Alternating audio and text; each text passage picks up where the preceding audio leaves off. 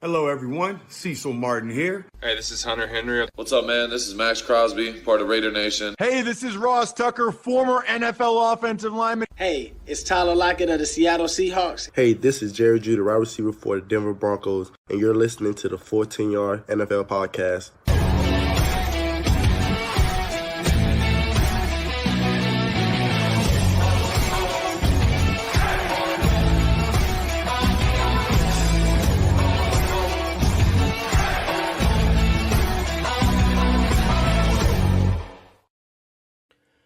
We're back again. This is the Full10Yards NFL Podcast, and I'm your host, Sam Moores. We're heading into week 4, and I've just had Thursday Night Football, so I'll be playing on that before the main task of this episode, where I'll be joined by a guest to analyse the starts of the 3-0 and 0-3 teams in the league, as well as predicting all the matchups ahead of this week, right at the end against the spread, because it's week 4 now, and it's it really is coming at us for thick and fast football is right now.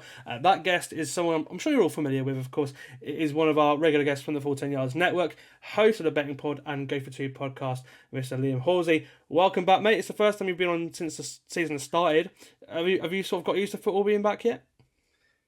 A little bit, yeah. I'm not into the double Monday night, the double headers as of yet. But yeah, I'd say I'm relatively used to it. I think I preferred last week where there wasn't quite as many. There was more, 9 p.m. games, and there wasn't loads of 6 p.m. games. But yeah, I feel like I'm in the swing of it. I don't know how you feel, but there's so many podcasts I listen to, especially with Around the NFL. There's now 2 podcasts. I've got another podcast I listen to. There's now 2 podcasts. It almost feels like I'm getting to Friday, Saturday, and I'm like, oh my God, I've got to record 2 podcasts and then listen to about 20 podcasts. So yeah, I'm in the rhythm, but there's a lot of NFL, which is good because we'll all miss it in 5 months, won't we? So. Yeah, I'm the same. I found like I'm sort of like mixing and matching my content, like which ones I'm missing, like listening to, because again, there's so much. Like if I'll sort of based on what's on that episode, that's what I'll listen to nowadays. Whereas I would not normally stick to like the first couple. Like Bill Belichick, for example, he's got in the podcast game. He's got like 3 podcasts himself. So it's like there's so many. There are so many options out there, but it is just nice having football back. And yeah, I agree. The double Monday nights, admittedly, on Monday, there are 2 decent games. This week there is 1 game that's terrible on the double Monday nights. So again, that doesn't look great. But the other one is a pretty decent game, and we'll get onto that later, as well as the rest of week 4. We'll start with the game that kicked off week 4 now, about talking about that before talking about some of the unbeaten teams and the winless teams, looking at who we think are contenders, who you think are pretenders, and then of course of the teams that are winless, looking at where they've gone wrong and how they can fix their season. But let's start with the game last night, where the Dallas defense was back to some sort of normality in their win over the Giants at MetLife Stadium after a horrific start to the season for that unit. Mike Zimmer's defense coming into the day were last in the league in the red zone, allowing TDs in 9 of 10 visits. When last night they forced the Giants for 5 field goals in a day that their offense sputtered, and it was just enough to win. It was not impressive by any means for Dallas, but their defense certainly stepped up from where it has been the rest of the season. The Giants had 10 more minutes of the football than Dallas. Obviously 5 scoring possessions compared to the couple for the Cowboys, but no touchdowns for the Giants, and that did harm them in this game. Fair play to the Cowboys defense. They also forced the Giants to just 1.1 yards per carry, so certainly solved their issue of stopping the run. But yeah, how would you sort of take what you saw in this game, Liam? Because it's weird. Dallas got the win, but still some questions around them. Yeah, 100%. Weird game. Very Thursday night game. Very Thursday. I don't know. One of my first observations wasn't even about the game. It was the fact that Al Michaels just sounds like he hates commentating on NFL nowadays. It's quite sad to listen to. But it was a very weird game. Like you said, they needed to win. What were they? Yeah, going in 1-2, now 2-2. I think that is the most important thing. Like, you do want to play well. You're not going to, progress throughout the season. A team not going to win the Super Bowl by not playing well. Like, when it gets to playoffs, you need to be in some vein of form. But I think when the Cowboys were playing that bad in week 2 and 3, I feel like a win, they just had to win this game. If they lose this game, it's a complete disaster for Mike McCarthy. So yeah, a win is a win. A lot of field goals in this game. I even saw Aubrey miss a field goal, which feels like a complete, like a unicorn event that never seems to happen. But I guess my only other observation was just it was so messy. There was 11 penalties for the Cowboys for like 89 yards. I think the Giants had 4 or 5 as well, if I remember right. So yeah, the whole game was very messy, but I think it is kind of more about the win. And I think Prescott played pretty well, to be fair. I think the penalties, there's so many drives that had first downs, penalty. Okay, 1st and 10, penalty, now we're 2nd and 10. It just felt like that's the reason why his stats don't look better than they do, and also the reason why they had to settle for field goals. But I thought he at least played relatively well. But yeah, the rest of the game was a bit of a disaster. And if you're a Giants fan, I think your head coach is probably one of the first that's going to get fired, unfortunately. But at least you can say, Malik Neighbors looks very, very good, which is positive for sure. Yeah, and for the Cowboys, yeah, the offense is very one-dimensional, and that does hurt them as well. They can't run the football to save their life, really. It's just like Rico Dowdle, probably you could say is the best of the bunch right now. But even so, they did struggle. Admittedly, the Giants' front is pretty good, so that you could say that. But this offense very much relies on Dak Prescott, and he did, like I said, he did play pretty well. But when the Giants did stop the run, then sometimes the pass is more predictable, and that again also the penalties explains sometimes why they have struggled. But it's certainly for Dallas a good win. Again, the defense played a lot better for them. Again, stopping the run, that's been a real Achilles heel at some points. But yeah, still very one dimensional. As for the Giants, I'm actually quite liking to start quite liking sorry, okay, what's the word? I'm starting to quite like. There we go. I'm starting to quite like the passing game. Daniel Jones has been much better recently than compared to the start of the season. Like, it's not saying he's been setting the world, or for example, Sam Darnold or like Josh Allen, Aaron Rodgers have been. But he's certainly been a lot better the last couple of games. But this team just doesn't seem to have the talent that others does. And despite being quietly impressed by the way their defense has played some points this year, and the Jones, Neighbors, the Wanda Robinson, they're getting loads out of, to be fair to them as well. David Singletary didn't have a great game this week, but the rest of the season he's played pretty well, carry on his form from last year. At 1-3, it's not looking good for the Giants for a winning season or anything like that. But there are some young players on this team that say they had a regime change maybe or a quarterback change, that there is some hope there because they've got some players on this team that are playing very well. Yeah, I think the defensive line is still good, like you mentioned. The passing game is quite funny because it just goes to 2 players. So if you have either in fantasy football, you're relatively happy. Yeah, one of them only gets kind of short yards and gadget plays, but still he gets 7, 8, 9, 10, 11 catches. So that's going to get you points. But yeah, it is a very one-dimensional offense in terms of who they pass to. The run game is awful, or it was at least in this game. But yeah, I'm not quite with you on the passing game being good. But yeah, Daniel Jones has looked better than he looked last season, so that's progress. But I just feel like that head coach is unfortunately just kind of sitting duck, it feels like, because every time you see him on TV, just something stupid's happening, like a penalty or a delay of game or there's something procedural that goes wrong, and he's just going absolutely nuts and like throwing his mic or screaming at a ref. And yeah, he seems like a man under a lot of pressure. But they played better in the last 2 weeks than I thought they were going to play. But yeah, I'm still a bit worried about them long term. Awesome. Right. Well, we'll move on to the teams that we're feeling very good at the moment at 3-0. There are a few surprises, of course. Some of these teams. We'll start with some of the more obvious ones. We'll start with the Bills and the Chiefs. We'll start with those two to kick this off. We'll start with the Bills because a lot was made about them heading into this season with perhaps their least talented roster since 2018. The last year they did not make the playoffs, but they've started out really well and maybe playing some of the best football I've ever seen a Bills team play at the minute. There's lots to like. Obviously, Josh Allen is probably the MVP favourite. Well, he is the MVP favourite for 3 weeks. The run game's been doing very well. The defence playing really well. Guys we didn't think could play at the level they are. They look like a very well-oiled machine. What's impressed you so far about the Bills? I think the run game is as good as I expected it to be. You don't see the kind of 100-yard rushing days for their players. But when you kind of, not very often anyway, but when you look, it's quite efficient. Like Josh Allen will get 7 yards of carry. I think James Cook in the end, they were trying to run the clock down in the fourth quarter. But in the first 3 quarters, he was 5.5 yards a carry, which is, for an NFL run game, that's pretty good. They always bring someone like Ty Johnson in, or I think he was rubbish this week, but 2 weeks ago, Curtis Samuel had 2 rushes for 12 yards. It feels like the run game is efficient, which is why I think you're seeing Josh Allen have a stat line of 23 for 30 or 31. Under 300 yards with 4 touchdowns. It's like between the 20s, very efficient. And then he's so hard to defend in the red zone that's why they get so many passes in the red zone, just because everyone sells out to stop the run for them. So, I think, the efficiency of the offense is good. The play calling from Joe Brady's good. Josh Allen's playing great, which is fun.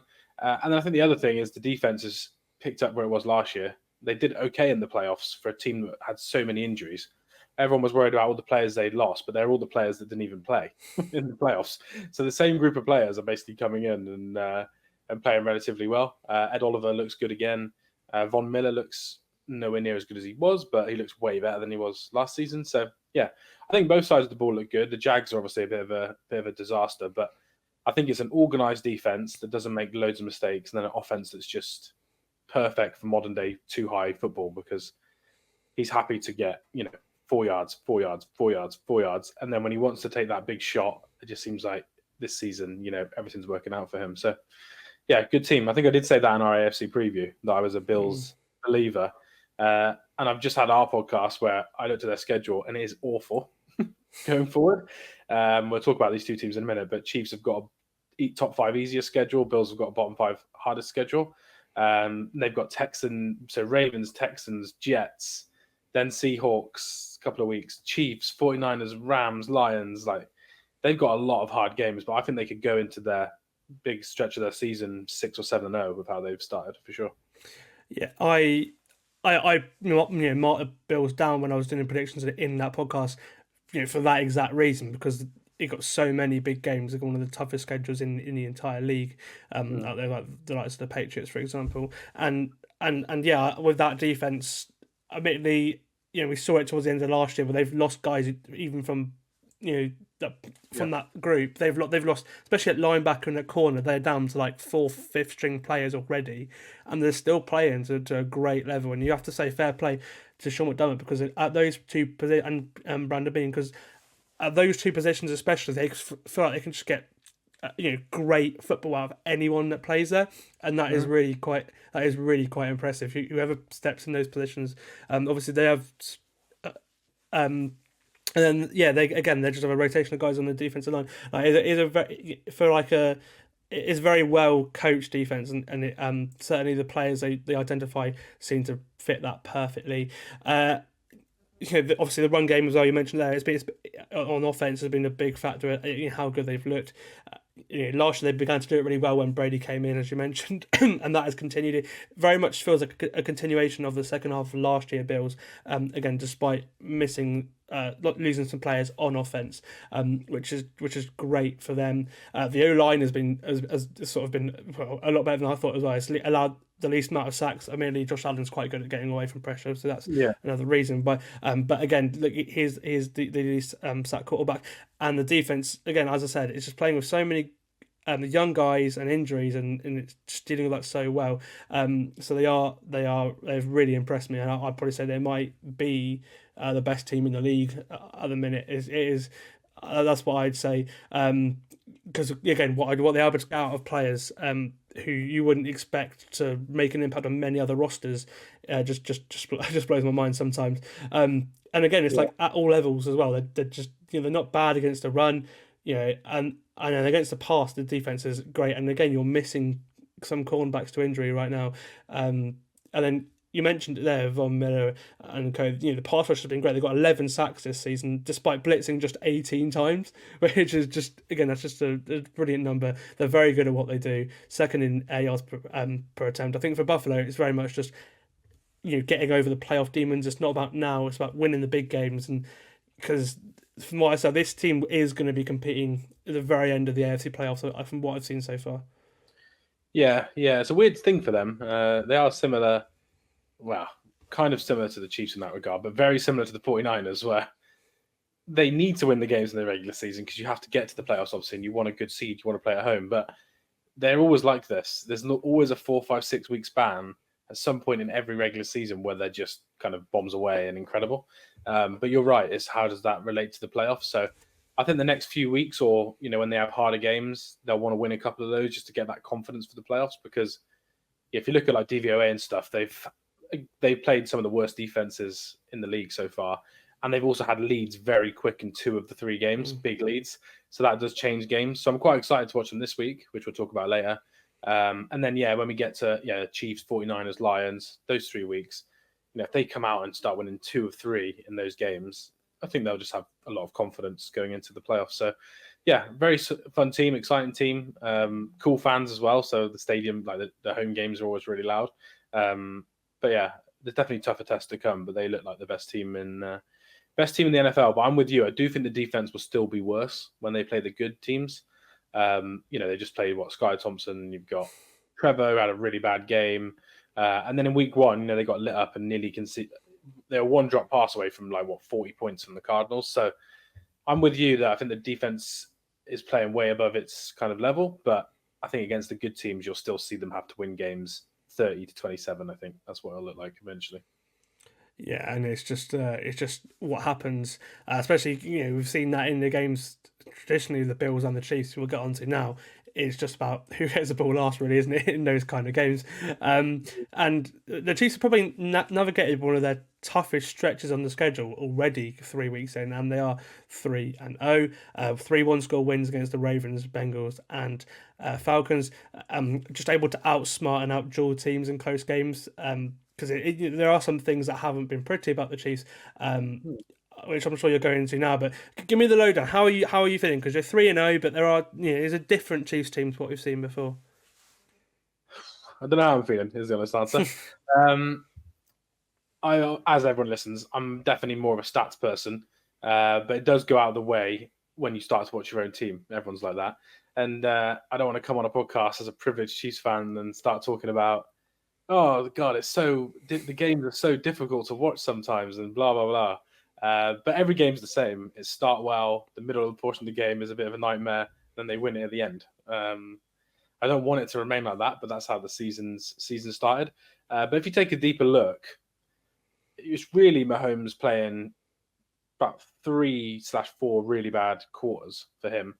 And then I think Andy Reid, we mentioned this last year on the pod when they were struggling, Andy Reid probably not kind of play calling very well. He's definitely being quite conservative. And again, that it makes sense, right? He is confident his team's going to win at the end and he doesn't need to take risks. And he's just a bit of an old school head coach, I think, struggling to adjust to new defenses sometimes. But when you look closer behind the hood, like Jawan Taylor's playing one of the best tackles in the NFL, which no one thought would happen. Rashee Rice is nearly in the league in receiving yards. And against the Falcons, if you look at the NFL, there's the top 10 receivers for separation. So which receivers get the most separation? Out of the top 10, 4 of them were Chiefs, and 2 of them were Travis Kelce and Rashee Rice. Kelce just never got the ball. So the stats tell me I should be super confident, but the games haven't really made me feel that way. I will say I thought the defense would be worse than it was last year, and it probably still will be when we get to the bigger games, but it's definitely better than I thought. The defense still looks really, really, really good, which is encouraging. But yeah, they just need the offense to turn it around. You can tell they're missing Hollywood Brown already. But I'd rather be feeling this way at 3-0 than I would at 2-1 or 1-2, whatever it was last season. So. Yeah, the offense is a weird one because they're struggling more than you'd expect the Chiefs team to be in the red zone. A big factor of that, of course, is the fact that Travis Kelce is not really getting the ball compared to we've just come off the postseason where he just got fed the ball all the time. It's very much looking like this time last year where we were asking the same questions. Do you think he's lost a step or because there is a lot being made, especially in some media markets about what's going on with Kelce?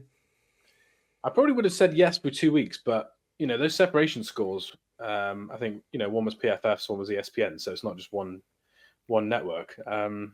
They were really good for that game. He never really got the ball, and again, you've got 2 really good safeties who have picked off Mahomes a lot, whether he wanted to throw it in the middle of the field or not. But I put it more down to Mahomes having a bad game in week 3. I do think in week 2, he looked Lou Anarumo had a really good plan, and Travis doesn't look the same probably with the ball. I think he gets tackled a lot quicker with the ball, but in terms of getting open, he still looks just as good to me. But he's just not. It's not like he's even getting thrown the ball. He's just not getting any involvement. I do think some of that is what you said earlier about the playoffs. I think they don't want to kind of kill his legs before the big games. They know they're going to need him. Because the interesting thing is all the old Travis Kelce routes, if you've a Chiefs fan for years, they're all going to Rashee Rice now. All the middle of the field, all the stuff where you're going to get absolutely nailed as soon as you catch it, all the tough third down catches, they're just throwing to Rashee Rice. So it's almost like they're deliberately saving Travis Kelce, but I would expect that to maybe turn around soon. He's not going to be probably a 1,000-yard receiver this year, which is what he wants, but I still think he'll get similar to last year, kind of 800 yards and be a really productive player. But he probably has lost a step, but I think it's more with the ball than getting open. I think he's still very good at getting open. I want to see them use Xavier Worthy a little bit more. That's the one I'm more concerned about. They're just giving him gadget touches and then making him sprint down the field to clear space for Rice, which is working for Rice. But I'd like to see Andy try and use him a bit more. And we'll see. Yeah, there's a couple of people in the multiple leagues that I'm in that are really happy they got Rashee Rice right now because he's certainly the most productive weapon on that offense, especially after Pacheco went down. On defense, you mentioned it there. They have especially been getting pressure on the quarterback in the same way that Spags' defense has always done, very creatively. But the passing, they are getting passed over. But again, with so many young DBs in there, that was expected. But the defense is looking kind of how you'd expect the Chiefs' defense to look, which is, as you mentioned, a good sign. Yeah, definitely. Yeah, I'm not Nick Bolton's biggest fan, and he was really bad in week 1 and 2, like really bad. But he's barely played all summer with an injury. He looked pretty good against the Falcons in week 3, so we'll see if that makes a difference. The only position that's doing any damage to the Chiefs is tight end. There's no other position that's even causing the defense a problem at the moment. So I think that's a good place for them to be in. But you're right, they've got some young corners, young safeties as well now. So I think you'll see those odd drives where it looks a bit random and there's 3 or 4 big plays and the other team score. But then you'll see 3 or 4 drives in a row with Spags kind of dialing it up where they have to punt 3 or 4 times in a row. So I think there'll be a little bit more boom bust than last year. But I'll be surprised if many teams put, 30 points on them. It's almost like, if you score 30 points, I think the Chiefs are going to win a lot of games. But yeah, defense looks good. Chris Jones is playing a lot. And again, he's another guy that's a bit older. So I'm a bit worried about that. But the defense looks pretty good. And we'll talk about the games later, but I'm not sure how much they'll be tested on defense this week with who they're playing. But I'm excited to see them looking good. Yeah, we'll see. You mentioned the tight end position. We'll see what happens when Brock Bowers and Mayer come up against the Raiders, because they're 2 of their best options are those tight ends. But bet the Bowers over whenever that game's if you like to spend some money, because he'll certainly getting some of the ball. Right, we'll move over to Minnesota now, who are one of the sort of 3 surprise unbeaten teams, you could say. All of them have either a new quarterback or a new head coach, which is something to for a 3-0 team. Normally, it's teams that sort of continue on from what they've done previously. When we have 3 newish teams in important positions this year, and that is created a nice dynamic. And in the Vikings' case, obviously, it's new quarterback Sam Darnold. His last chance as a starter, and he's made the best of his surroundings. He leads the league in touchdown passes. He's one of PFF's highest graded quarterbacks through 3 games. This looks to be another case of how important the situation you land is, because when you contrast the situations he had with the Jets and the Panthers, teams to the team he's in now, it's no wonder he struggled, because those franchises have been about for years. But now you've got to say fair play to Darnold, and it really is it really does matter about where you land and who you have around you with a young quarterback, doesn't it? Yeah, definitely. Yeah, especially someone who's got the arm talent and stuff like he is. He's big, strong, physical, big arm, good in college. It does definitely matter. And he's in a good place. I think Kevin O'Connell is one of the best head coaches in the NFL. I got him as one of my shouts for Coach of the Year. Very good at offensive play calling. So the offense looks really, really good. And then again, I wouldn't say the weapons are great. Hawkinson's injured. Addison's been injured most of the season. So it could look better than it is. But he's still got enough. Justin Jefferson, I do love it when an actual offense builds their offense around their best player. They don't just think, okay, he'll get open and find yards. They're actually like, right, we need to try and throw to him every time if we can, which is what they're doing, which I think is a good strategy. And the run game as well, which isn't to do with Sam Darnold, obviously, but Kevin O'Connell, again, I think the run game looks really good. Aaron Jones looks really good as well. So, yeah, I think they found a good way to balance it so they're not putting too much on Sam's shoulders, but needs to drop back and make a big play. He's definitely been doing that. So, yeah, he has had a few interceptions dropped. I wouldn't say he's completely cleaned up his game. I think he's got that one or two throws in him, and there'll be a game where, maybe 2 or 3 of them do turn into, turnovers, and everyone will say, well, that's Sam Darnold. But that's because he does enjoy putting it in tight windows and big throws down the field. So I think as long as he can stay relatively calm in that area and not go too far the other way, the offense will be fine. But yeah, shout out to Sam Darnold. But I do think Kevin O'Connell's done a hell of a job. Absolutely, and that was sort of what I was implying, because whoever he's had, we saw it last year, that with all the quarterbacks the Vikings had, he's managed to produce a really competent game plan for whoever it is, and they've won games doing that last year. Josh Dobbs, for example. So yeah, he's certainly been a great hire for Minnesota, as has Brian Flores. The defense has been so impressive for the Vikings too. They've managed to confuse 2 of the league's best young quarterbacks the last 2 weeks. It's been playing out of his mind, that unit has, to be honest with you. He's now, Flores has now got 2 of his own success stories added to that defense that he did okay with last year. We start to see, they were a bit frisky last year. He's now got 2 players who know this defense inside out, have had their best seasons in this defense, in Andrew Van Ginkel and Stephon Gilmore, and now we're really seeing what Flores did. We saw it in Miami. We saw it the season when he was calling, or having a big impact of play calling in New England as well. Obviously, Gilmore was Defensive Player of the Year in his defense in New England, and then he drafted in his first draft. He got Van Ginkel as a 5th round pick in Miami, and he got his impact grew season on season in his 3 years there. And yeah, it's always achieved above weight with the exotic looks and everything, but and the pressure it gets on the quarterback, but also how good they are, on coverage in the back end, at the same time. And he's a great coach. We'll see if he gets another head coaching job or not, because teams will in no doubt have reservations, because in Miami there are multiple examples of him being a very bad people person as a coach. Great defensive coach, and he knows how to win games. They managed to win games with a terrible offense in his time there, but yeah, there are questions of people person wise. I think good coaching on both sides of the ball makes this team super dangerous. Do you agree with me?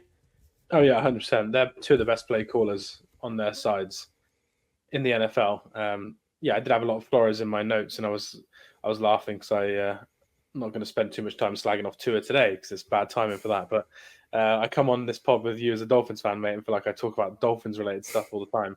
But I genuinely had loads of notes about how good Flores has been, and yeah, the number 1 in basically everything, like DVOA and kind of success rate on defense, pressure rate, everything. They're right up there, and I think a lot of that is him. They have got a good defense. Don't get me wrong. Jonathan Grenard looks really good. Van Ginkel looks really good. Gilmore looks good. Even Ivan Pace looks really good. The other linebacker, Blake Cashman. So there's some good players. Harrison Smith looks ageless as well. Like he's still playing to a really high level as well, which just blows my mind. Yeah, he's got the most picks of anyone, I think, in the last 5 and 10 years, which is a funny stat when he hasn't even played, I don't think, 10 years. I think it's not year 9, maybe. But yeah, he's playing really well. And they're using him all over the place. Him and Van Ginkel just line up all over the place. And Van Ginkel should have had a pick in every game so far. He's dropped 2. So yeah, they're playing really well. I do enjoy Flores as a coach. And you're right, he's had some issues with some people leadership stuff, which he owned up to. And, maybe he's learned from the error of his ways. And he's had the situation with the Giants where he tried to take them to court, about kind of the Rooney Rule. So yeah, I hope he does get a chance to be a head coach. He seems, like a little bit of almost like a Todd Bowles, that's done it once before and then didn't go well, gets the chance. And I'm not saying he's going to go and do as good as Todd Bowles has done in terms of playoffs and stuff like that, but I just hope he does get one more chance. Because he didn't treat certain people very well. But there's another argument. He also could know what a bad quarterback looked like. So there's two arguments, because I was listening to a few pods, and it's quite funny how much Brian Flores blitzes you is almost a direct level of respect for you as a quarterback. If he blitzes you loads, he doesn't respect you as a quarterback. He doesn't think you can pick up defenses. If he lays off the blitz and blitzed you less, then you can tell that he respects you. And he blitzed Brock Purdy to absolute death in that game. And he's done very well. But yeah, the whole team looks fun, and it's a good story, especially when you pick up 8 or 9, and then the player's out for the whole season. So. Yeah, I got talked out of them being a playoff team on a podcast that I was a guest on in the off season, and I really annoyed myself for not sticking with that prediction because I would have looked so good right now. I'm really annoyed at that. The other way, but it would look good right now. I had a feeling that they would. I just had a feeling that having experienced Flores, that defense in person all the time. I just had a feeling that with players like Van Ginkel, like Gilmore, and also players in the second year of the scheme, I had a feeling that I am annoyed at myself for not sticking with that. But again, personally, I think he probably does deserve a head coaching job just based on how his defense plays. But he does, again, there are multiple examples on offense, not just two, with other players where he completely mismanaged the situation. And I think it is like you sort of Belichick towards the end. No sense of what offense the Patriots it's like it was almost neglected, and it was the same in Miami. So that has to change if he is to be a head coach again, because you are a great coach, but offense, the NFL runs through offense. I think something he could learn. But personally, again, I think he's a great coach, and I do think he should certainly be on many interview lists for whoever the hell does fire their head coach this season. We're going to the Steelers now. Mike Tomlin's Steelers have had a great start. They always have a great start, to be fair, on their quest for yet another winning season. Justin Fields has been really good, especially when you consider the talent and the offensive line he has around him. It's done a lot better than I thought it would, and it sounds like he's in for at least a few more weeks, because apparently Russell Wilson is just not moving properly. Apparently injuries way worse than it initially sounded in camp. I'd keep him in when Russ is back anyway, if I'm being honest, because he just adds something that the Steelers have been missing forever. The big play at quarterback. I think with Wilson it'd be much more static, and I just don't think they'd be getting the same success and a bit of unpredictability. If you would have told me that he'd have PFF's 5th best passing grade pre-season, I would have laughed, because I've always liked him, but there have always been these mistakes where he's stupid plays, and those haven't if you look at the turnover plays, those haven't really been there this year. Again, no turnover plays, and admittedly he's just completely neglecting the middle of the field in some games. You're playing to his strengths, and Arthur Smith is quite good at playing to some players' strength with his offense as well. I don't know, but it feels weird talking this much about a Steelers offense rather than a defense. Yeah, it does. Yeah, but I'm with you. I'm a big Justin Fields fan, and it's been really cool to watch. He hasn't even had to use his legs that much. If you look at some of the numbers, he hasn't since week 1 really had to do it that much. But that's still kind of in their arsenal, and I feel like this happens every year. These players that get told they can't play from the pocket, they try and play from the pocket in a few weeks. I think as the season goes on, he'll probably realize we need to win this week. I'm just gonna run and put my body on the line a bit more and scramble and stuff like that. So the offense has been quite good. The offensive lines was good last year. Like performance compared to the names on paper, and I feel like this year they've done the same again. They're running the ball relatively well. They've had quite a few injuries on offense as well, and they seem to have still overcome that. I think their wide receiver position is still a bit of a disaster. I don't expect that to change anytime soon. But Pickens, Fields, I'm not a big lover of Najee Harris, but he seems to try and hurdle someone every week, so that's quite fun. Offense looks good overall, and Tomlin and Arthur Smith have definitely, like you said, narrowed down the mistakes by telling him to only target the middle of the field if it's wide open. He's not doing any kind of tight window middle of the field throws anymore. Yeah, absolutely. And then look, the defense feels like a broken record saying the same thing about the Steelers defense all the time. Okay. But it's playing lights out as always. Great against the run. They've also got the least missed tackles as well. So they're always so disciplined, and that's again shown this year. And then TJ Watt is leading a defense that has 21 quarterback hits. That's just it's just Steelers, isn't it? Yeah, he probably has a lot of them himself without me looking at the numbers. But he's a beast. He's probably in the lead for defensive player of the year. We spoke about MVP earlier, Josh Allen, but he's definitely in the lead for that. I was a little bit down on their defense, as in like I didn't pick them on our podcast for top 5. I think I had them, that 8, 9, 10 range, and my co-host had them at 3 or 4, and he definitely looks right. Tomlin and TJ Watt and the guys have done really well. So yeah, Minka looks really good as well, like really, really good. So yeah, the defense will be good all year. It just happens year in, year out with Tomlin. The offense just needs to stay where it is, and we need him to stop talking about Russell Wilson. Just name Justin Fields the starter and move on. He keeps talking about Russell Wilson, but there we go. The defense is still really good. Yeah, I mean, some of the stuff that obviously he's captain, and I understand everything.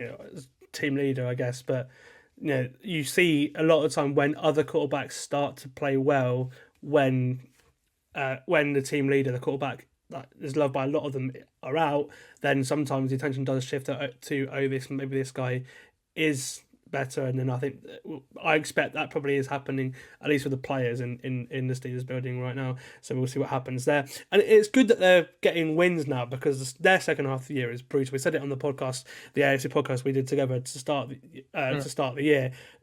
Honestly, it is this hardest second half of the season I've ever seen. They got basically all the games in the North. Which are always difficult games to win. It doesn't matter how good those teams are; they're always difficult to win. And then you've got some of the big contenders as well in the league. So yeah, it is good they're getting wins now, because of that schedule. I picked them not having a winning season, but it may still happen with the way they started. Yeah, if they win this weekend, they've got a 98% chance of making the playoffs. If they go 4-0, they've got a 98% chance of winning. And I think the Chiefs is something like 99.1. So. Yeah, the Steelers, if they go and beat the Colts, which they can do, hell of a start to the season. But yeah, there's 2 stretches in the later of the season that are just awful. But they'll always win one random game in there. They just need to keep winning now against Colts, Raiders, Giants, Commanders, people like that to get in the playoffs. But yeah, it's been a hell of a start. I was with you. I thought they'd probably not have a winning season this year, and Tomlin's probably going to prove us wrong again. Yeah, he always does. Right, we'll move over to the Seahawks. Talking about schedule, they've had a really easy schedule, but the numbers don't lie. They are a good team. If you look at the numbers underlying, they're a very good team. Probably say Mike McDonald's defense, again, up with Minnesota's, have been the best defense in the league so far this season. They're leading the league, in air yards per attempt against. Also in QB pressures, they're getting so many pressures, despite not really having like an established. Obviously, they've got some great players in there like Leonard Williams, and you've got players like Boyer Mafe, who's had a good start to the season. But it's not like they've got like a Nick Bosa or a Max Crosby in there. Like it's very much reminiscent of how it was in Baltimore for Mike McDonald. They're getting production from everyone.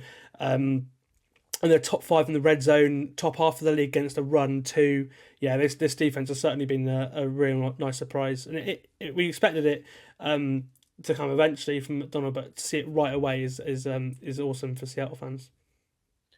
Yeah, 100%. Yeah, they look really good up front. They're number 1 in. They're number 2 in defensive DVOA. We mentioned the Vikings earlier being number 1. They're number 2, and we'll talk about their offense in a minute. Their offense is really, really good as well. So it's been a good start. You don't normally always see the kind of play calling DCs go elsewhere as a head coach and have success. Not straight away anyway. It takes a while for their scheme, but he's come in at instant success. And they look really good. Like I said, they have had an easier strength of schedule compared to all the other teams we've spoken about. But again, you can only beat what's in front of you. And yeah, they look really good on both sides of the ball. And McDonald's defense looks really, really good. Yeah, and they've still got Uchenna Nwosu to come back on that defensive line too, and he's one of their best players. So we'll see what happens there. But yeah, certainly very much to be positive about on that side of the ball. And then on offense, obviously, I know you're a big Geno fan. He's playing some of his best football in Ryan Grubb's offense right now, isn't he?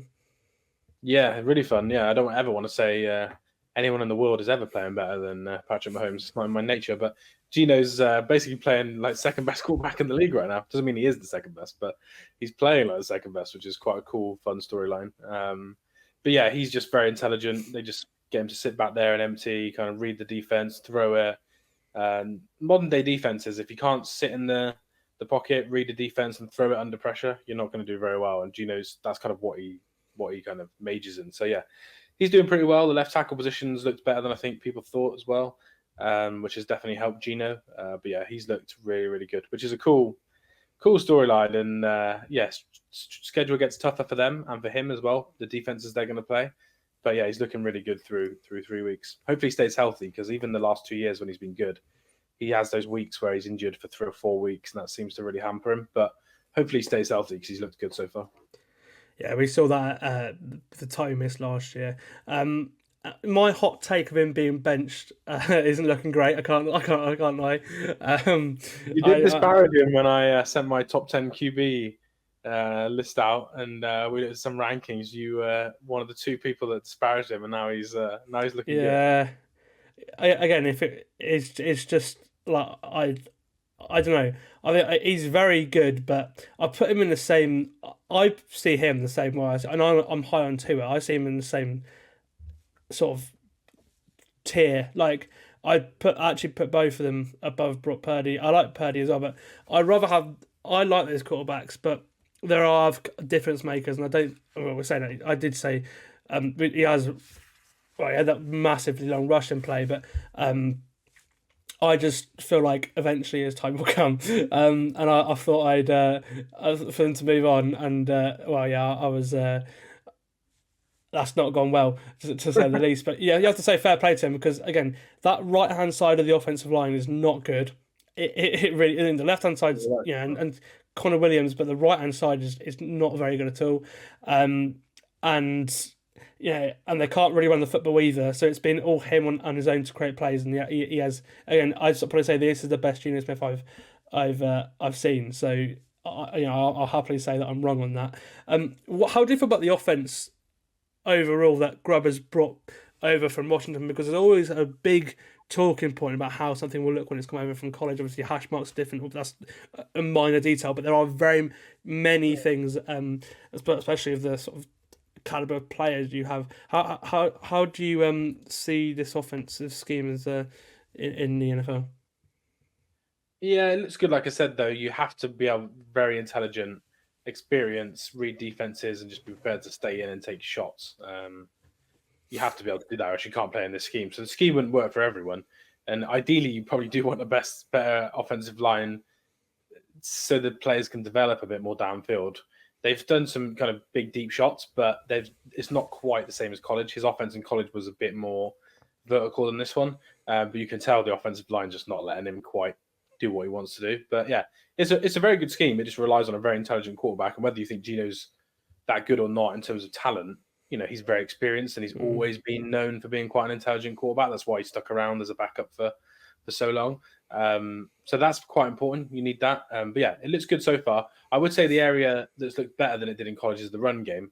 Whether that's the players or the scheme, I think we'll probably need to have a few more weeks against better defenses to work that out. But the run game struggled in college for his Washington team, but it looks really, really good so far through 3 weeks. So yeah, I think it's a good scheme, but it's not a scheme you could play with loads of quarterbacks. You wouldn't also want to do it with a young quarterback. That's why in college he had an old quarterback as well, because you need experience to be able to do this.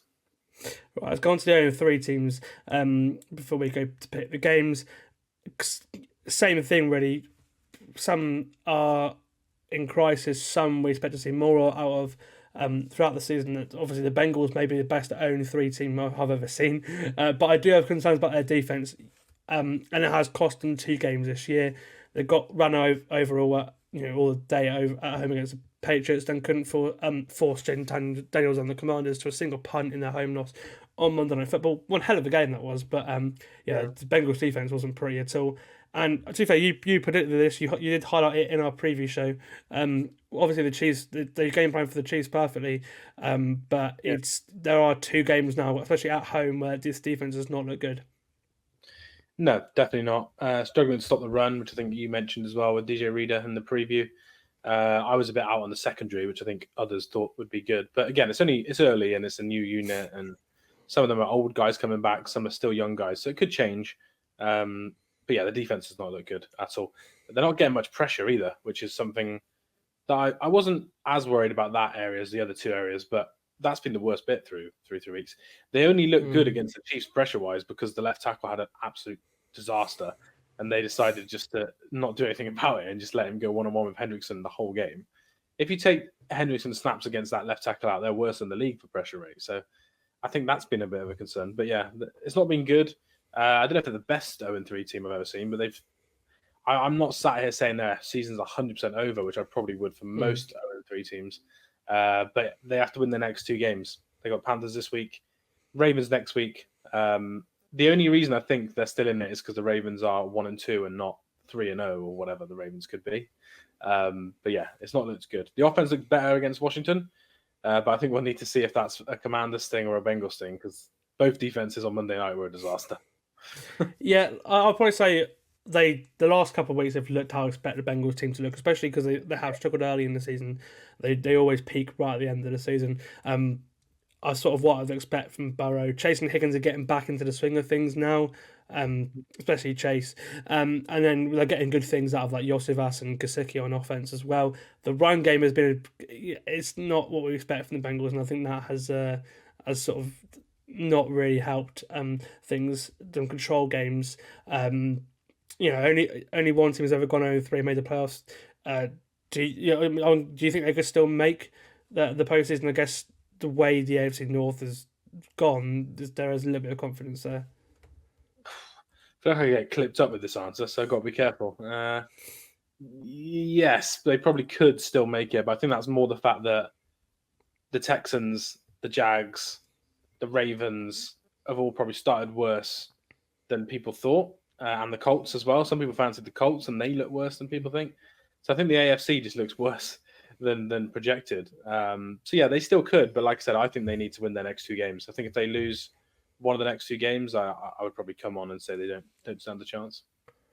Yeah, especially when you look at the schedule the Steelers have to play them twice as well. I wouldn't rule them out. Maybe not winning the division, but certainly getting in the postseason. Yeah, but with the way they've started, they do look terribly coached. Do you think it is a smart to have the conversation about their future with this staff, or do you think that's just an overreaction? I've never really liked Zach Taylor, to be honest. It's difficult because everything you hear from people that know more than me is that the offense only is like this because that's what Joe Burrow wants to run. So that maybe that won't change with anyone. But there's been plenty of quarterbacks in the past that have liked to run an offense. Like Aaron Rodgers did at Green Bay. Matt LaFleur come in, didn't change it all the way to what he wanted, but he did change it. So yeah, I would say it's smart to have that discussion, especially if they don't make the playoffs. I would say at the end of the year, he would probably be up for it. I think Lou Anarumo, deserves another chance, but again, he might get a job elsewhere. But yeah, I would say if they don't make the playoffs, it's fair to look at Zach Taylor. I know he made a Super Bowl, but you've got a quarterback there and you're spending a lot of money on certain players, and I think you need the right man to do it. So yeah, they can still turn it around, but if they don't, I think you are right to question Zach Taylor. They always just seem a little bit underprepared at the start of the season, which is me as always on. Yeah, especially when you look at other teams and coaches from that tree, they seem, the Niners, for example, always seem to have a great start to the season, and then they tail off. And then the Dolphins again, same, always have a great start of the season. The Rams, so it is an interesting thing to look at. We'll go over to the Jags now. After being thumped by the Bills on Monday Night Football, they're also without a win, but I personally am way less confused about them than the Bengals. I mentioned on the pod last week that I was worried because they lost 2 games that they really should have won. And then some of the traits from last year's collapse are starting to show as well, and they've carried on into this year. They now have 2 division games before heading into London for a few weeks. I really wouldn't be surprised to see them do that trip without Peterson if they don't get a couple of wins under their belt now, because we are both high on this team, you especially, in the off season. What do you think's gone wrong? I think it's probably just coaching, to be honest. That's definitely been the main problem. They just seem very underprepared all over the place. I mentioned the play calling. Even I was high on them, I said I just need Doug Peterson to call the plays, and it's fairly evident in week 1 and 2 that he wasn't calling the plays in the red zone, and complete disaster in the red zone. So, I feel like it's coaching. That's kind of my opinion. But I'm a Trevor fan, so maybe some bias there. But yeah, I feel like it's coaching. The defense actually looked really good until this week, and they had loads of injuries when they played Buffalo. So I think that result is a little bit bigger than it probably would be. But yeah, we'll see. Any chance they have this season, right, they probably have to beat the Texans, because not only are they 0-3, but they want to get a game back from the Texans if they want to try and make the playoffs. So yeah, for them and their fans, they probably have to win this week. But I think you're right to say their situation is worse than the Bengals, mainly because I think the Jags have got a tougher schedule than what the Bengals have got coming up. So Yeah, the Bengals have got a pretty nice schedule. I agree with you there. It's the offensive line has been a huge factor. They didn't really address it, and it's looked as bad as it did last year. Trevor's the tied 5th most sacked quarterback. Also, like Travis Etienne's not really hitting where he has previously as well. That hasn't helped. Like he was normally quite a reliable option in fantasy, for example, and now he's not, because he's not scoring regularly, and he's not. Tank Bigsby's actually having more of a role. It was like the reverse last year. There was so much hype about Tank Bigsby, and he was terrible. This year's been no hype about Tank Bigsby, and he's actually getting the ball and doing quite well. It's like those 2 years have switched. But it has just a huge disappointment for the Jags. Obviously, you have to criticise Lawrence a little bit because he has been a sort of disappointment. Some of the decisions he makes sometimes are a bit puzzling. But yeah, again, the coaching issues. I think Peterson's reliance on Press Taylor and things like that just really confused the hell out of me. And again, you mentioned it. It's because I love this defense on paper. They've been bad in the red zone. That is their sort of big Achilles heel, you could say. 6 of 8 visits to the red zone have been touchdowns, so that has that certainly has helped to losing those 2 games that they probably should have won. But 3rd worst against the pass as well. But obviously a big part of that would be the game against Buffalo. And so they got so much invested in this defensive line. Obviously they got a ton of sacks last year. It's not really been the same, despite getting better with Eric Armstead. They're good against the run, but they've only had 13 QB hits all year, and with the amount of money and resources they've got in that defensive line, they have to be better than that. I do hope they can turn it around.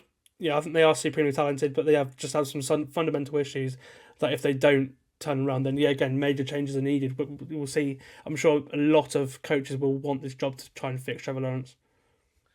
Yeah, 100%. All the rumours seem to be pointing towards Bill Belichick, which is quite fun. We'll see. I don't think he'll be there past this year because I think they'll want to win a playoff game, like they said, for the season, and even making it is going to be a tough ask or impossible now. So.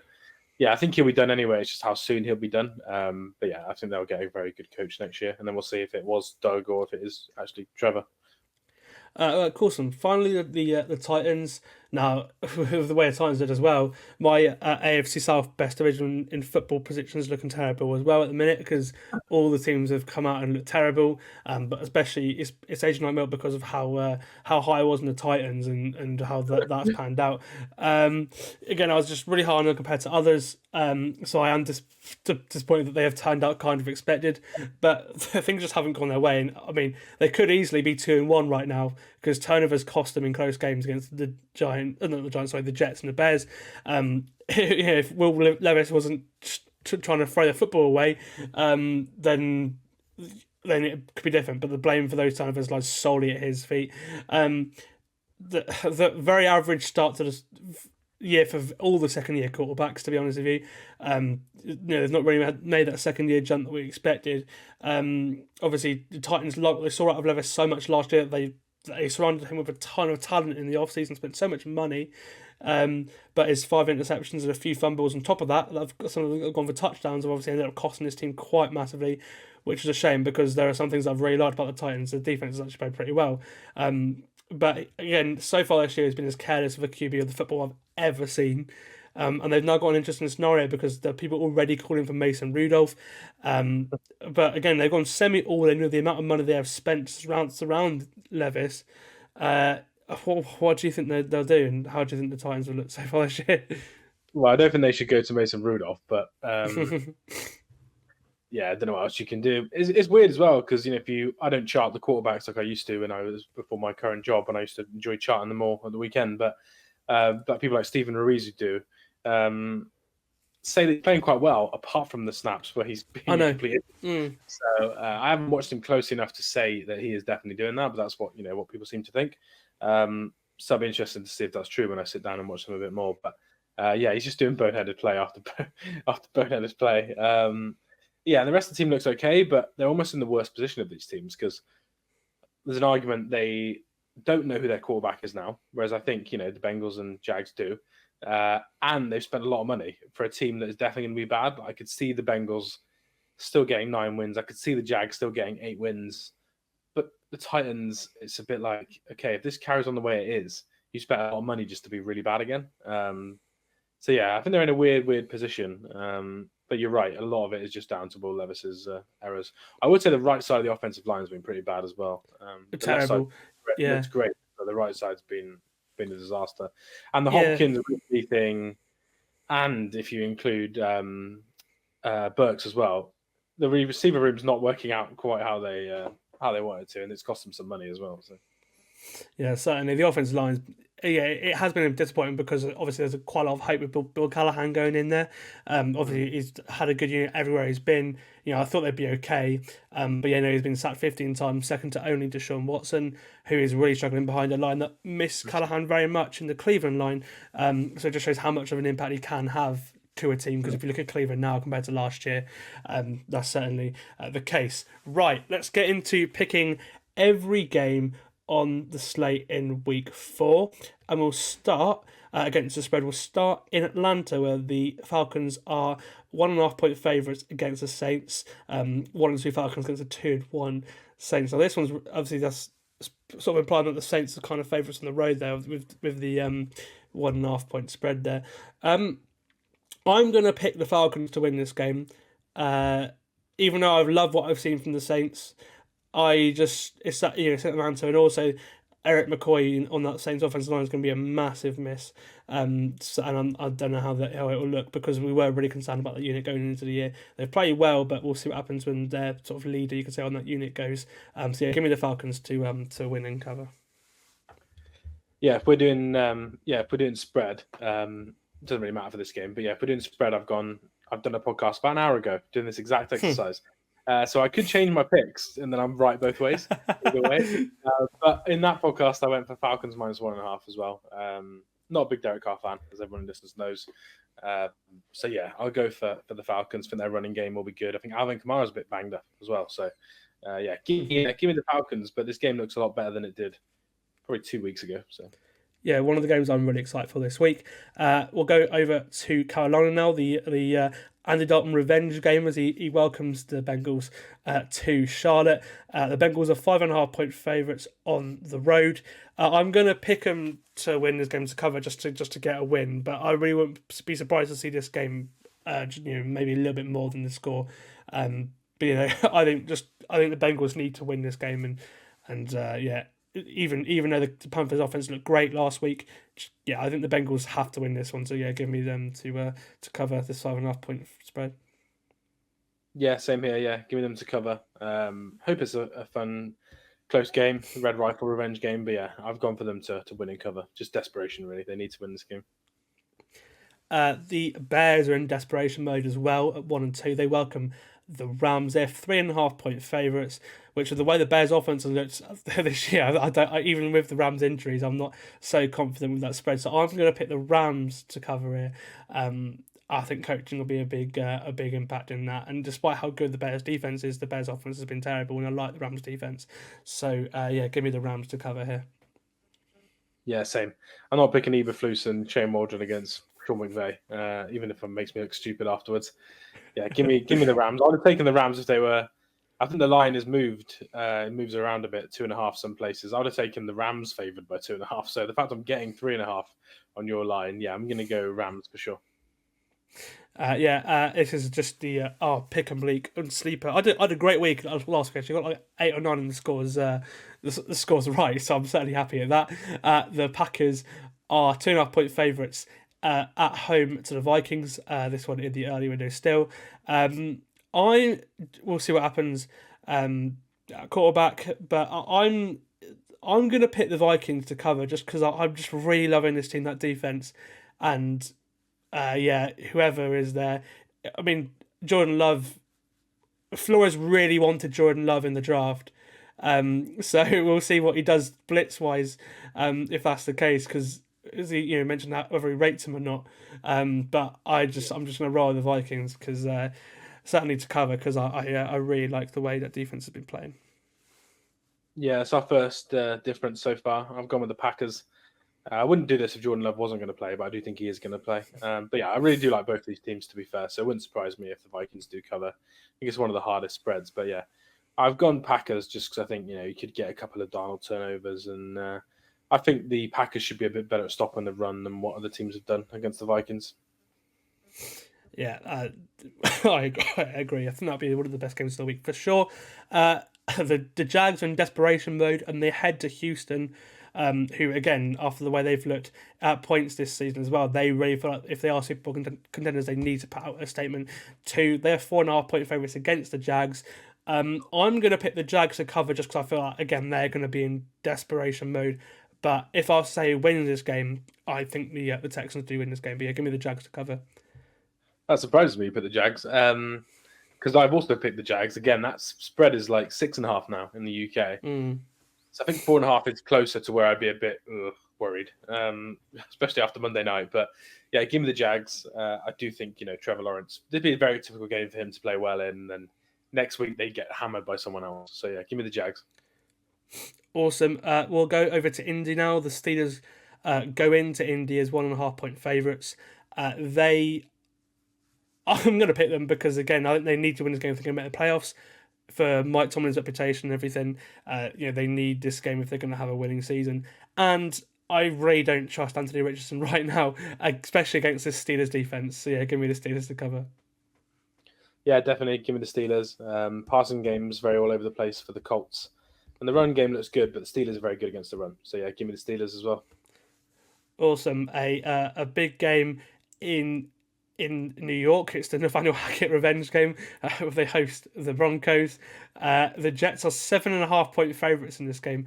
Now I'm gonna pick the Broncos to cover that because I feel like a lot of players on that team want to do one over Hackett, but also because they showed me some encouraging stuff last week, and I'm not as high on the Jets as some of the others are. So yeah, give me the Broncos to cover, but I still think the Jets are going to win. But I think this will be a close game.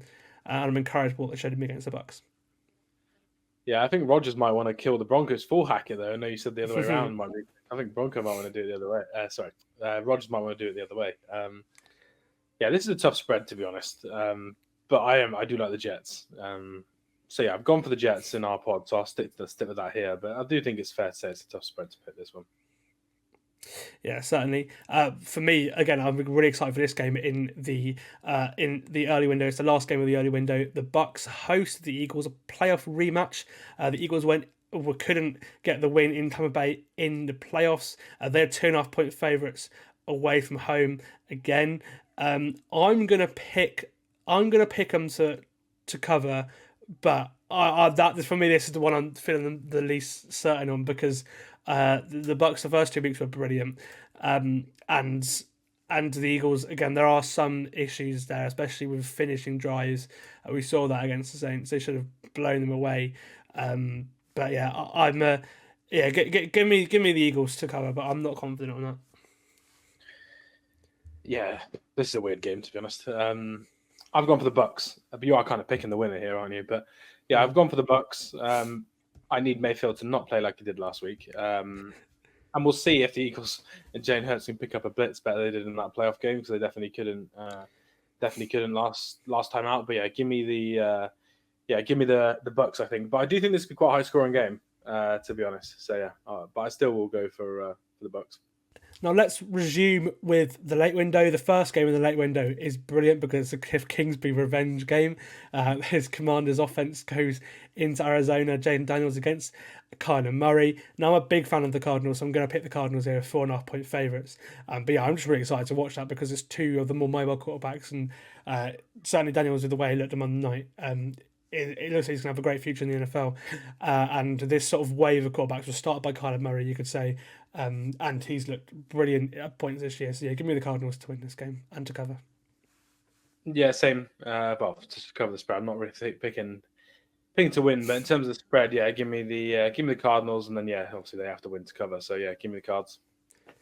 Now, the absolutely massive spread in San Francisco. The Niners are 10.5-point favourites over the New England Patriots. Both teams 1 and 2. The Patriots are a healthier team, but Niners the most supremely talented team. And they've got some good injury news this week as well. So yeah, give me the Niners to win this game, but and cover. But I'm not confident on that because that is a huge spread. Yeah, give me the Niners to win. But I have picked the Patriots against the spread, just plus 10.5. All it takes is a good first drive from Ramondre Stevenson. It's 7-0, and then the spread, is then really 17.5 from that standpoint. So, give me the Patriots. If they were fully healthy at this spread, I'd pick the Niners. But I think if they were fully healthy, it'd be more like 13. So, give me the Patriots to cover. But I'm with you. I'm not confident either. These spread, it's a big spread in a game with loads of injuries and weird quarterback play. So. I'm just hoping the Niners defense is better. That's just why I'm putting my if they can stop the run, I think they certainly it's whether they can or not. We'll go to Vegas now, where the Raiders welcome the Browns. So the Browns are 1.5 point favourites on the road. And again, I'm not confident by what I've seen from either team, but I feel like the Browns are the better coached team by far here. So I think they're going to get the win. I think they're obviously going to cover that 1.5 point spread as well.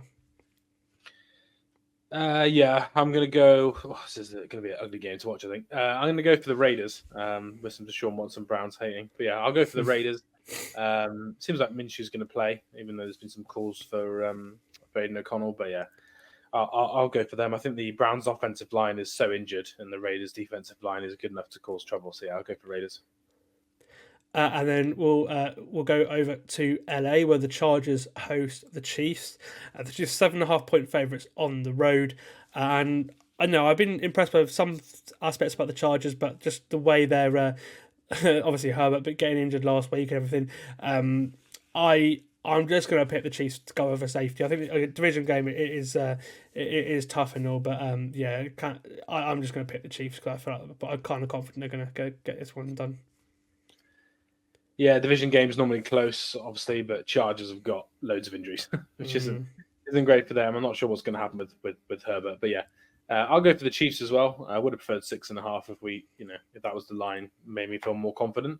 But you're right, it is 7.5. I just think I'll still go Chiefs, but I wouldn't probably put my money on it in real life, to be honest. Yeah, we'll see how Harbaugh fares against the Chiefs, and then we'll go over to the primetime games. The first one. Of the three, the Ravens host the Bills on Sunday Night Football. The Ravens are 2.5 point favourites. I'm going to pick the Bills in this one. Just again, I'm so impressed by the way they've looked. And again, the Ravens for me have just been quite a disappointment. The offensive line has not been great at all. And the way this Buffalo defense has been playing, I just felt they could do something a little bit spicy and upset the Ravens and force them to go 1-3 on the year. Yeah, same, 100% on the Bills. I think they cover the spread, win the game. I think it'll be an exciting game, but Bills playing the best football right now, and Josh v. Lamar, which is fun, but I take Josh, so yeah, I think the Bills will win. Then we'll go over to Miami with the Dolphins, and it sounds like Tyler Huntley at quarterback, but we still don't know. It could be Skylar Thompson who could play, but I think a lot of people are clamouring for Tyler Huntley to play against the Titans. The Titans are 1.5 point favourites here on the road, and I'm going to pick the Titans to cover because I've been so disappointed by the way this Dolphins team has played as a whole. Not even, obviously the quarterback position aside, they've really not looked as great as they have the last couple of years when they started. The defense in second half of the games has been great. The defense in the first half of the games has been awful. And if the Titans get a hot start, then I think the game's going to be gone early. So yeah, give me the Titans to cover this game. Yeah, it's a bit of a worry. We'll have this at the moment. Again, maybe. I think if it was Skylar Thompson, this would be an easy pick. But I do think Huntley's a better player. But I'll still go Titans. I just think this will be a weird game, and they'll have enough on offense just to score too many points for the Dolphins. And then the final Monday Night Football game that will have the proper booth of Joe Buck and Troy Aikman is a big one this week. The 2-1 Lions host the 3-0 Seahawks. The Lions up and down this season, but I think they're just the most talented team here, and I think Ben Johnson's going to have a day against this defense. For him, obviously he's one of the most creative offensive play callers. The Lions, Jared Goff's not been great this year. I think this is a real time for him to step up, especially as, again, the Lions are Super Bowl aspirations. This is a a big spot for them to pick to cover. I've gone with the Seahawks. I do think the Lions could win the game, but I've gone with the Seahawks to cover the spread. And the offense is good enough.